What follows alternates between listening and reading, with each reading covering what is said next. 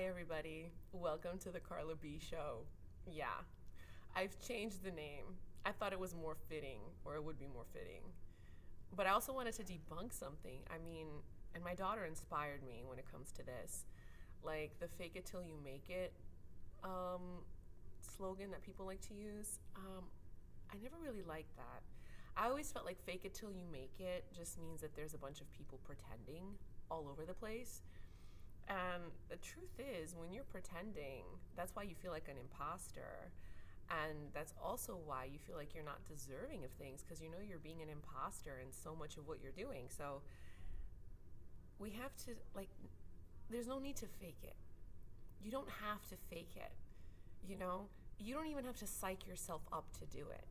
Like, if it's your calling and if it's meant for you, like, it's going to happen. You're going to, even with apprehension, even with uncertainty, you're still going to step forward into it. And you're going to have the resources for it. And I sometimes don't mean resources in terms of money or tools or things. The resources could be just the words necessary to convey the message across. But yeah, so I changed the channel. It's now the Carla B Network. So thank you so much for joining. Please subscribe to my channel. Those of you who are following already, I love you for being here, for listening to me, for, I don't know, using some of my messages to help you in your life. Like I said, I've been coaching for 8 years, life coaching people for 8 years. It was an unexpected business venture I never thought I would get into. People found me, I didn't find them. So let's just say that I ended up becoming something I didn't plan on being. And life has really shown that to me. Like, life still kicks my ass. Oh, sorry. I don't know if I could say that on YouTube. But it does. Like, everything's going great. And then I find out I have a nail in my tire. And I'm like, what? Like, I don't get paid till the end of the month. Like, this can't be happening. But there's also other expenses, things that I'm in charge of, things I'm responsible for. And I'm going to be honest with you, I have to debunk a little bit this ideology of independent boss woman. That's all great and dandy. And for some of you that are kind of like brainwashed into thinking that that's the way to be, you probably are, you know, even as a woman, you are living more as a masculine than your feminine should. That's great if it's working for you, but for women that are traditional, for women that are or have been raised in cultures or with a mindset of what it is to be a woman, a mother, a wife, a partner, a healthy one, a secure one, I'm sorry, this independent woman, boss babe rhetoric doesn't work. You know, the entitlement of like, I deserve this and I deserve that is also not pretty. It's not beautiful. I mean, think about it on the other hand. If a man acts that way, it's not attractive either. So it's time that women kind of self-analyze and reflect on that. But why am I bringing that up? Because culture has literally like made people think that if this doesn't work for you, just drop it and leave it. And the problem is that the culture we live in right now is set to divide families. It's meant to divide families. It's meant to create division. And where there's division, there will be difficulty because you're not working together for a common good or a greater good, which is usually like the family security, the family being okay. So definitely culture got me. I will definitely say, as a person who is a big believer in God and definitely big believer in Jesus, and I've had my own experiences that have awakened me to what matters when it has to do with a relationship with God. I could tell you life has put me in a position to basically just kill my hope. To just kill my hope. It's almost as if life is rigged in such a way that no matter how good you do, and even if you are abundantly, like doing well financially, let's say, because I've also met people in that realm, people I've coached, they are still depressed and more, sometimes I've had clients more miserable than I have ever been in my life. And I make a lot less than they do, you know? But they're coming to me for mental sanity, mental advice, mental reprogramming, which is great if a person can offer that. But I have to say myself, like, there are days I wake up, I don't necessarily know how I'm going to handle next week, next month. I don't have a plan. Like, I've succumbed to like not having a plan, because all of the plans that I did have, life has pretty much either rerouted, destroyed, or created a scenario where I've had to use all of my resources on something else to salvage something else, or to stand up for someone else, or to assist somebody else. And when I say somebody else, I mean family wise. And I have had to completely forego what I've wanted or what I could do. And as far as time, yeah, time is money. And it's great if you can devote your time to growing a business and all of that. But there are things that suffer. When you devote your time and focus into developing yourself monetarily as a woman, you know what suffers? Your children, your family. They don't have your presence. You're not cooking. You're not engaging with your child. You're not developing the connection you need to know what's going on in their life. The world is basically handling your child. But yeah, you're growing monetarily. You're a boss babe. You have all of these wonderful things, accolades to yourself. That's all great and dandy. But I've come to realize, like, you can't have both. You really can't. As much as people try to convince you you can have both, you can't have both. You have to make a choice. And that's something that Jesus came to earth to tell people. You can't have both. You can't follow the world and then also have a close bond and relationship with me, or, with God. Like, you have to choose. And why do you have to choose? Because there will come a time where you have to leave what's of this world. You have to be comfortable with living your life in an open-handed existence. That means not being so tied to the material concerns, worries, or the material wealth here on the planet, and trust that God will have your back. So I wasn't even planning to record this message. I don't even have anything written down of what to say. Everything I'm saying is coming from my heart, but also from what I've been resonating with these past couple of days. There's a lot of things I have to handle where I am literally telling myself and asking God, how am I going to make this happen? And every day God is giving me an answer. He is showing through other people, or he is showing me through things that happen, or sometimes he is showing me through enlightenments that I have as a result of what I'm experiencing in a conversation, recording this video. I think people need to have a moment of meditation, not to calm down and relax their mind, but so that God can speak to them and they can listen, they can hear it. I know that life has triggered and has, in many ways, ruined some of you out there. And it has even made you feel insignificant. And even if you've done everything to satisfy people around you to make you significant, you still feel insignificant. You feel like that one person you love doesn't love you. That one situation you wish could be better isn't getting better. That person that you care about, love, your relative, whatever, that is sick, you just don't see them getting well. And your hope is dwindling because you don't quite understand how to justify what's happening when you have done all other things right, or you have followed the path in the same way everybody else did. And when you look around, people are married, people are with their partner, people are with their family, and their family is good. They're not struggling with how to take care of a loved one in a medical facility. They're not handling things, or so you think. Because when you start talking to a person, and what I can tell you from experience, people have deep, deep rooted experiences that they're even going through in the moment that nobody else knows, that when you look at them, you think their life is amazing. You think their life is wonderful. I get that a lot. People want to live vicariously through me because it seems like I have so much freedom since I'm free and single, right? And my kid is an amazing kid. Yeah, think again. Life can become a prison, but here's the great thing about a prison. A prison doesn't mean that you're not free. A prison might actually be an indication that you're doing things right. Because usually life doesn't go after the people that are doing things wrong. Life goes after people that do things right to prove you wrong. You have to start thinking about life as, this combination or conglomeration of negative energy. because on the planet you're living life. This negative energy doesn't exist for you to have a happy-go-lucky, mentally exciting, thrilling life. I mean, heck,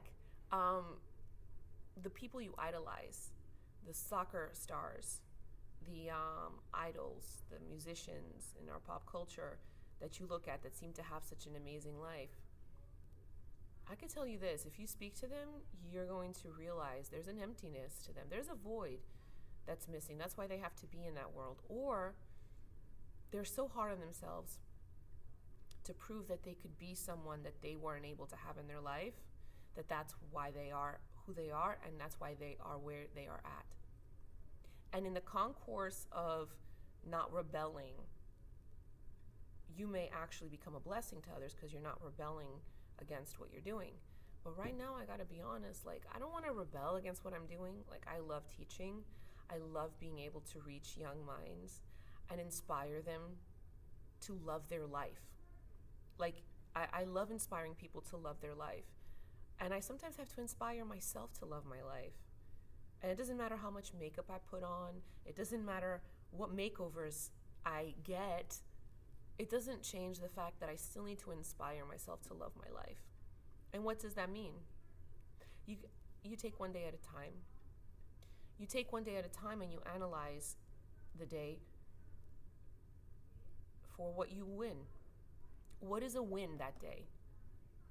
And you won't know what that is in the morning. You usually are going to know what the win is for the day, W-I-N, at the end of the day. So allow yourself to flow through the day. Allow yourself to have a little bit of hope that today is going to be a good day. Okay? Today is all that matters. And yeah, we should plan and we should have action plans. That's what I teach in life coaching. I give people action plans. Those are great. And those are wonderful to have. So you have kind of like a GPS of what to do, right? But what's the point of an action plan if you can't even appreciate or try to have hope for the moment you're in right now? A lot of what I'm saying may seem jumbled and maybe doesn't make sense, but for some of you listening, I think it might. To know that you're not alone. You're not alone in feeling like you don't know what to do. Life is really hard right now. You're by yourself. You feel like you can't go to anybody for help, to talk to reach out. You've never even had anyone like that, so you don't even know how to be that. And you're disappointed that at this phase and stage of life, you don't see things changing. You're not alone in that. Just know that that's set up, that you don't see changing, that's disappointing you, that may even be heartbreaking to you. It's really not what matters. It's part of the ingredients that you need to actually appreciate what does matter. The love of your family, your ability to love whoever is in your life. Heck, your ability to love yourself. Your ability to be impressed with yourself.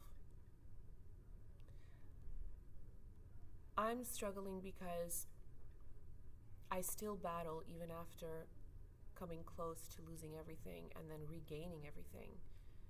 I'm still battling with accepting the fact that everything will be okay. But I have a very nonchalant behavior, so people never really recognize that and they don't know that. The difference is when you have strengthened yourself spiritually, these problems hit you different. They still hit you, but they don't knock you down. Now you understand that when they're coming, it's because something greater is around the corner. So I urge you, I'm going to ask you, and some of you DM me privately on my Instagram, carla.barandas on Instagram. I urge you to have hope that things are going to be better. Because I can definitely tell you from not just experience, but as a testimony, God always has something around the corner. And his on-timeness is not at the moment you plan. His on-timeness tends to be last minute, the moment you're giving up. It's not the fact that you're going to give up that makes you a loser, a failure, or horrible. It's what is your attitude when you're giving up? If your attitude when you're giving up is still like you don't want to, but you have no other choice, trust me, God can understand that. And he can even understand that if you're giving up and you are in a bad mood. You can be blessed either way. I don't know. I just felt like somebody needed to hear that. I just felt like somebody out there needed to hear that. And I wanted to post this on my channel today. I really love you for watching. And I am also really sorry that in life, things have happened that have disappointed you. And I say that because I've had to say that to myself. People didn't come back to apologize to me. There's people that have done things, they don't realize how severe it was, never said sorry to me, and that's okay. I say sorry for them because they don't know what they do. You're not battling people. You're battling the spiritual and frequency energy they carry, that they don't know how to control that or manipulate that to their favor. Or not even to their favor, they just don't know how to handle it. They're actually manipulated by that instead of the opposite. So when you start to understand that, you realize, I know now what Jesus meant when he said, please forgive them. They do not know what they do. They don't. And even I sometimes don't when I have a fit of rage. It still happens. Just because you're a person that has a good relationship with God, been saved or not, it doesn't mean that all of a sudden you're a saint. You're human. It doesn't make you an imposter because you have a bad moment, you have a fallback, you have a relapse, you go back into the same pattern of behavior and you thought you quit or you thought it was over with. It doesn't make you a bad person. You're human, and that's understood. That doesn't mean that you are not able to be forgiven and that your days are forever difficult. I have to keep telling myself that because I have patterns of behavior that are not great. I have attitudes and modes of operandum that I'm not proud of. And one thing that I've tried to change and that I urge you to attempt because it just makes your life so much lighter, be authentic in expressing what it is you truly feel. Don't try to hide it. Don't try to pretend. Don't try to, because, I don't want to seem weak, not say it. It takes power and strength to say those things. And you know why? The hardships happen so you can realize even more the importance of being authentic with those expressions. Nevertheless, it still sucks. It sucks to feel like my kid wants things that I can't provide for her. But then, you know what doesn't suck? When she turns around and says that she loves quality time with me and she's so grateful that we have a lot of that. I wouldn't be able to offer that if I was constantly working on my hustle. So there's a lot of things I had to chop out for that quality time to exist, and a lot of things I had to include back in so that the resources show up. Nevertheless, I urge you to not give up on yourself and to not feel like you're a loser simply because life isn't giving you the feedback you thought you should have, because that's what you see some other people having. I promise you, if you knew what they have to do to have what they have, you wouldn't want to do it. You wouldn't want to be involved in it. Just because you get an invitation or you get asked to be on a, let's say, reality TV show, right? It doesn't mean that it's worth the money. Because there's some things about your privacy, yourself, your value as a person is not worth a numerical figure simply because, not only you get exposure, but you get paid. Yeah, but what they give you cannot equate to what they take from you. So keep that in mind next time you analyze yourself with worldly, measures. Start analyzing yourself with godly measures, and I promise you, you're going to find an immense amount of hope that is still there in your favor. I love you for watching, for listening. I hope somebody out there got this message. I don't really know who it was for, but I was compelled in my heart to post this. And I'm going to try to keep up with my channel from now on. It's been a minute, but I didn't want to just record to just record. And although I had a few, like 3 people to interview, I didn't push for the interviews because I didn't feel worthy of doing it, to be very honest. I'm going to be honest. I love how people promote this new age mentality of you attract what you think you are. That is, okay, true, but where's your identity coming from? Is it coming from your selfish, narcissistic ideology of yourself, or is it coming from your understanding of who you are in God's eyes? That's the difference. So sometimes an understanding in God's eyes means wait. It's not time. Stay silent. And that's what I felt God was asking me to do. And now here I am. And yeah, I got a new look. But, you know, it is what it is. I hope you have a great day. Don't forget to subscribe. Please like the video. And if possible, share with somebody. The message might just be for them.